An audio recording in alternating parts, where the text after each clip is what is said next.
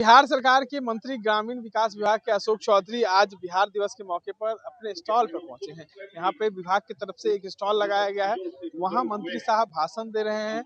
और आपको बता दें कि जब वहाँ पहुंचे मंत्री अशोक चौधरी तो अपने अधिकारियों पर इन तस्वीरों को लेकर जो है वो भड़क गए और ये जो फूल है, तस्वीर है, उसको लेकर अधिकारियों को फटकार लगाने लगे। कहे कि इस रोड जो बना हुआ है उसका नाम क्यों नहीं है।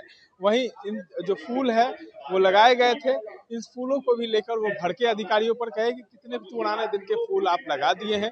और देखिए अचानक फूल की तस्वीरों के माध्यम से आपको दिखा रहे हैं, फूल जो है काफी पुराना लगा हुआ है। इसको लेकर भी मंत्री अशोक चौधरी काफी भड़के हैं और अपने अधिकारियों को फटकार भी लगाया है। कई दिशा निर्देश भी अधिकारियों को आज दे रहे हैं। और ये जो पूरे चीज जो है तस्वीरों के माध्यम से दिखा रहे हैं कि ये पूरे चीज को साफ साफ बताने के लिए कहा गया था, लेकिन अधिकारियों ने इसको नहीं लिखा।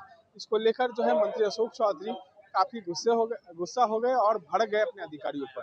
देखिए आज बिहार दिवस का आयोजन किया जा रहा है और 114वां बिहार दिवस जो है पूरा बिहार आज मना रहा है। इस जगह दौरान जो है आज पटना के गांधी मैदान में, ऐतिहासिक गांधी मैदान में स्टॉल को लगाया गया है। इस दौरान अशोक चौधरी क्या कुछ कह रहे हैं, पहले आप सुने।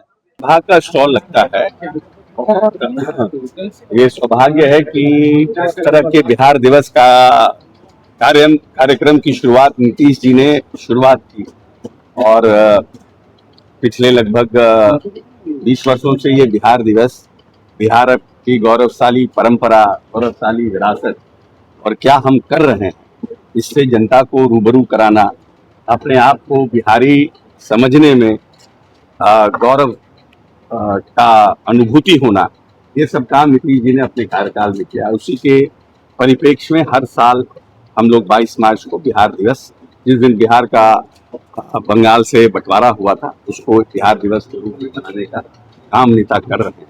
और हर विभाग की क्या उपलब्धि है उसका स्टॉल गांधी मैदान में लगता है, हर एक जिलों में लगता है, अस्पताल भी लगाते हैं और हर लोग इसको अपने आप को कि कैसे सरकार काम कर रही है जनता के लिए, उसका छोटा सा स्टॉल लगाकर उसको विजिट कराने का काम, लोग आए देखें हमारे यहाँ क्या हो रहा है, कौन सी नई टेक्नोलॉजी लगी है, इसका प्रदर्शन कराने का निर्देश नेता की तरफ से है।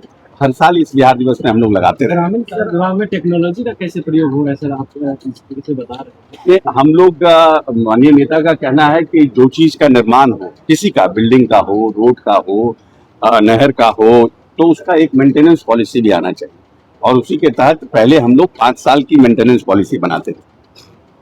लेकिन जब हम विभाग में आए थे और लोकसभा चुनाव के दरमियान घूम रहे थे तो हमें लगा कि कहीं ना कहीं जो 5 साल की मेंटेनेंस पॉलिसी की रोड है वो अच्छी तरह से मेंटेन नहीं था, कहीं ना कहीं ठेकेदार और हमारी पॉलिसी में तारतम्य नहीं था।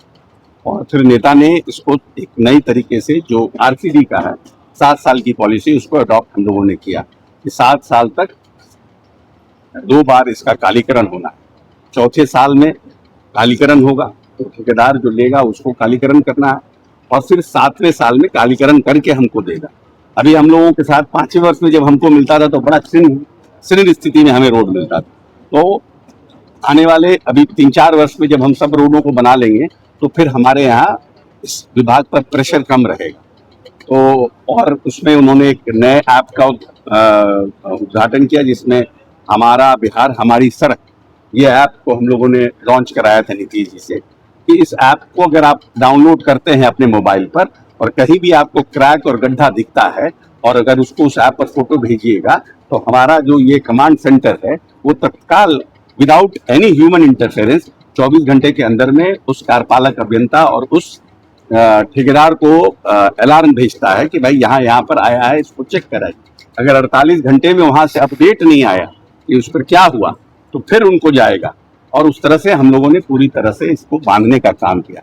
मैं समझता हूं कि विदाउट एनी ह्यूमन इंटरफेरेंस हमारी सड़क कैसे मेंटेन है। और यहाँ पर जो कमांड सेंटर के लोग हैं, हमारे चीफ इंजीनियर, हमारे लोग जो गुणवत्ता अनुश्रवण में हैं, वो लोग इसको मॉनिटर करेंगे और जो लोग 72 घंटा में नहीं करेंगे। तो तमाम चीजों को आप सुन रहे थे। देखिए मंत्री अशोक चौधरी जो है अब कार्य को ध्यान देने के लिए लगातार प्रतिबद्ध है।